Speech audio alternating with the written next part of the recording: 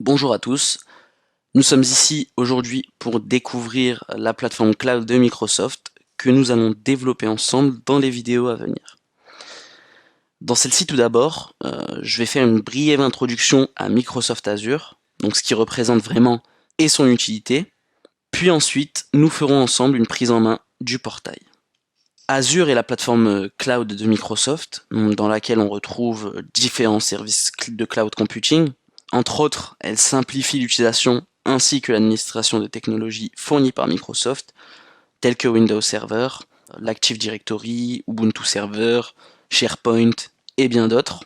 Dans les différents services cloud fournis par Microsoft, on y retrouve les machines virtuelles, la diffusion de contenu, le stockage, les bases de données et ainsi de suite.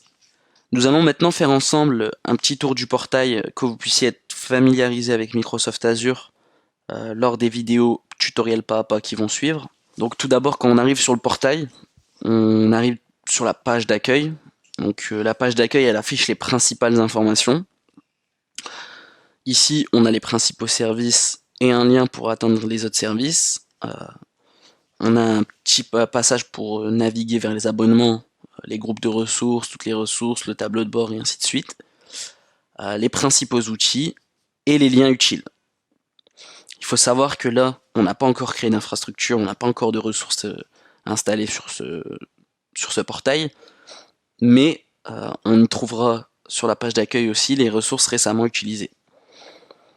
En haut à gauche, si on clique ici, on fait dérouler un menu dans lequel se trouvent les principaux services, capacité de créer une ressource, la page d'accueil, tableau de bord, tous les services et les favoris.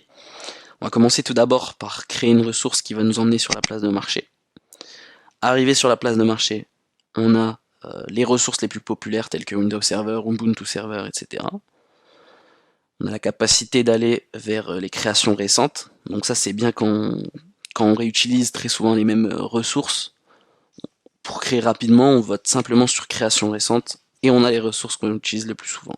Du moins, les plus récentes. La partie intelligence artificielle, machine learning, la partie analyse avec des outils tels que Power BI, Azure Data Explorer, etc.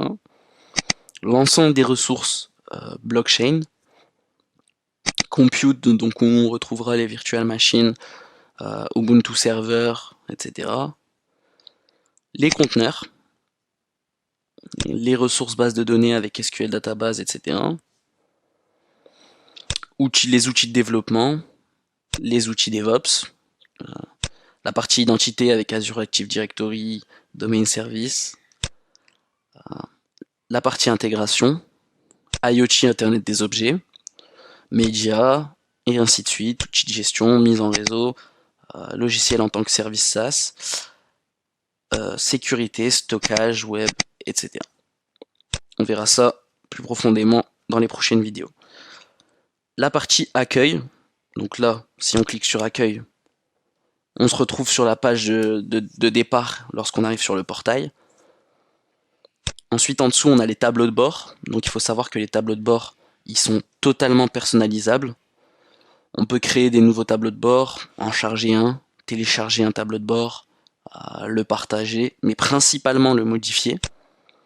Donc là, j'ai les tâches rapides qui se trouvent ici.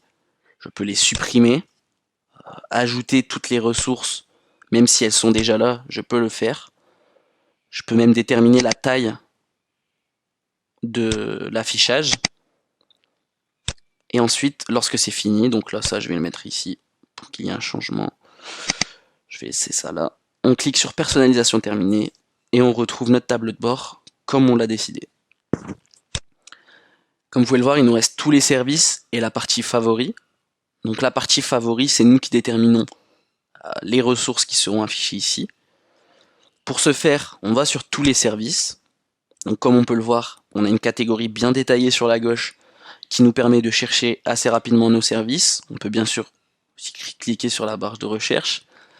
Et si on veut ajouter ou supprimer un service des favoris, rien de plus simple en fait, il suffit simplement de laisser le curseur sur le service, un petit pop-up s'affiche, et en haut à droite, on clique sur l'étoile qui va nous permettre de rajouter le service en favori ou de le supprimer. Donc là, il ne sera plus affiché sur les favoris.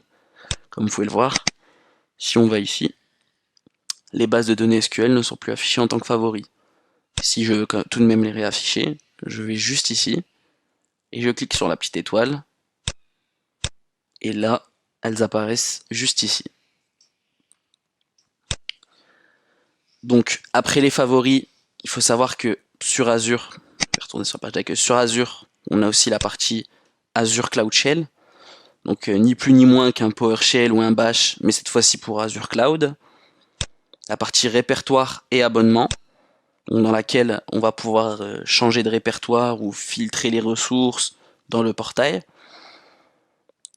Les notifications, donc on aura l'état des mises à jour, des informations importantes et moins importantes qui seront utiles à l'utilisation de ce portail Microsoft Azure.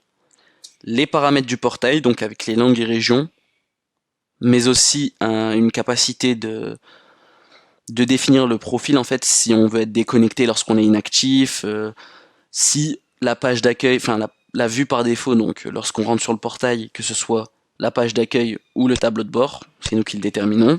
Si l'on souhaite que le menu déroulant il soit ancré ou plutôt volant, donc on puisse le mettre et l'enlever quand on le souhaite en cliquant sur le bouton.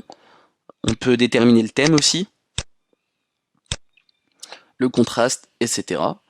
Donc aide et support, ici on aura la capacité de consulter de la documentation Microsoft, des tutos, etc. Mais aussi on a une possibilité de faire des nouvelles demandes de support à Microsoft.